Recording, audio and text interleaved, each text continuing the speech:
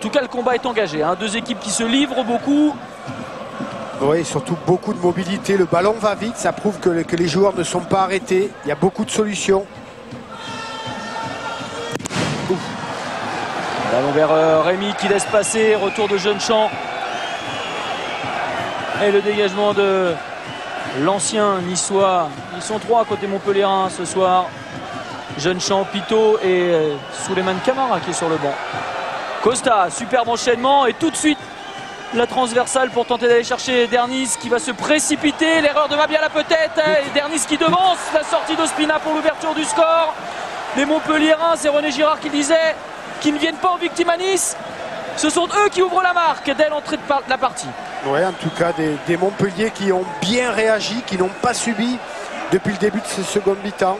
Là on voit la mauvaise intention de Mabiala et Dernis qui vient se présenter devant la sortie d'Ospina et qui vient piquer ce ballon. Et sans trop de problème pour le joueur de Montpellier. Et c'est la première fois que Montpellier inscrit un but dans la première heure de jeu cette saison. Les bonnes intentions montpelliéraines récompensées d'entrée de partie. Et ça fait 2 fois que les supporters montpelliérains font éclater un...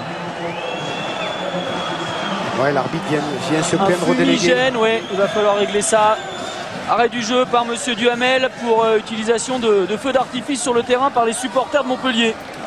Ouais, Grégory, donc c'est très clair pour monsieur Duhamel. Il n'y aura pas de troisième fois, donc il a prévenu les délégués du match qu'il fallait l'intervention du speaker pour essayer de calmer ses supporters.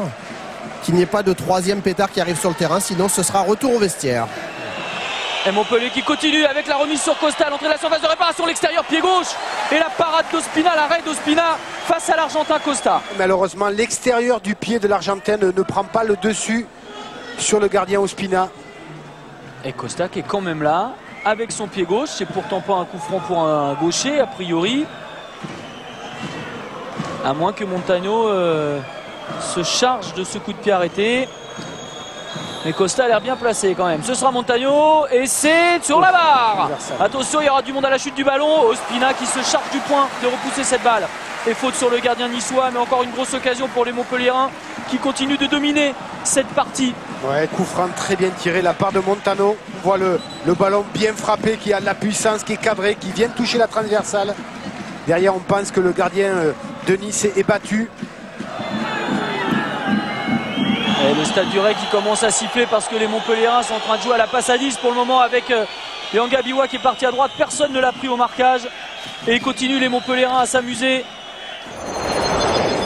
Et comme le pari offensif de Didier Olé-Nicole n'a pas fonctionné, l'entraîneur niçois revoit ses plans d'entrée dans cette deuxième période. Sortie de Bamogo et de Mabiala, entrée de Ben Saada et d'Emers Faé.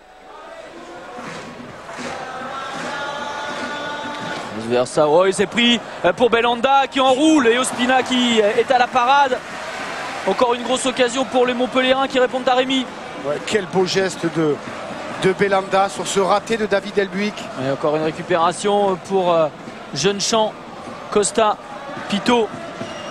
Les Montpelliérains qui reprennent les commandes. Montano dans la surface de réparation qui va devancer Ospina. Le duel entre le gardien colombien et son compatriote attaquant tourne à l'avantage du Montpelliérain. Montpellier mène 2-0 à Nice dès le début de cette seconde période. Ouais, quelle entame de match de la part de cette équipe de Montpellier, comme ils l'ont fait en premier mi-temps. C'est le contrôle qui fait la différence. On voit au départ ce jeu à 2 à 3 entre Costa. Le contrôle de Montano fait la différence. Il prend de vitesse, Sid, et vient piquer ce ballon pour prendre le dessus sur son compatriote Ospina qui sort, mais malheureusement ne peut pas se saisir du ballon. Et c'est la 3e fois consécutive que Montpellier marque 2 buts en championnat. C'est sur ce choc. Ouais, alors là, attention, parce qu'il y a un nouveau pétard. Et monsieur Duhamel renvoie les deux. Quelle erreur. Les deux équipes au vestiaire. Il avait prévenu en première période. Au 3e pétard, tout le monde rentre au vestiaire. Coup de théâtre dans cette partie. Le jeu est arrêté. Il faut suivre les joueurs montpelliérains qui sont partis voir leurs supporters justement pour leur demander de se calmer, de se tenir dans ce stade du Rail parce qu'ils jouent contre leur équipe qui est en train de mener 2-0 et qui risque gros sur ce coup-là. On va reprendre, mais gentiment, tu vois, le temps se dégage tranquillement. Là, les joueurs sont sur la pelouse, ils s'échauffent. Voilà, plus de 20 minutes après avoir décidé d'arrêter la rencontre, Monsieur Duhamel relance les débats. Il reste 31 minutes à jouer dans ce match pendant que les forces de l'ordre, elles, évacuent la tribune réservée aux Montpelliérains. Attention au prochain arrêt. Monsieur Duhamel renverra les deux équipes au vestiaire définitivement. Ben Saada. Rémi qui laisse pour Michael Poté. Michael Poté en position de frappe. Peut-être Moulungi pour la réduction du score. La parade de Jourdain, c'est pas terminé. Poté.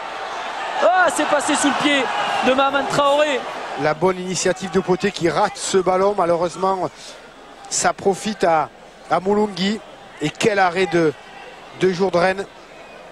Et bonne période niçoise actuellement devant cette tribune réservée aux Montpelliérains qui est désormais vide. Lilian Compan, la remise sur Marvaux.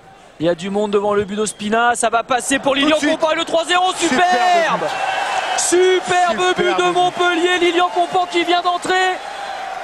Ouais, là, le raté d'Apam qui laisse passer ce ballon alors qu'il doit être près de Lilian Compan. Et là, le geste du buteur, sans se poser de questions, la prise d'information de Marvaux. Apam qui n'est pas en couverture, qui laisse passer ce ballon alors qu'il faut l'attaquer. Et là derrière, le geste du buteur et la joie de Lilian Compan qui le mérite. Et cette fois, la police n'a rien à voir là-dedans. Les supporters niçois quittent le stade du Rail. Dégoûtés du score des Montpelliérains. On risque de finir dans un stade vide. Et c'est une équipe avec du culot, une équipe costaud de Montpellier qui s'impose 3-0 à Nice ce soir. Alors évidemment, hors terrain, il y a cette interruption du jeu qui vient entacher la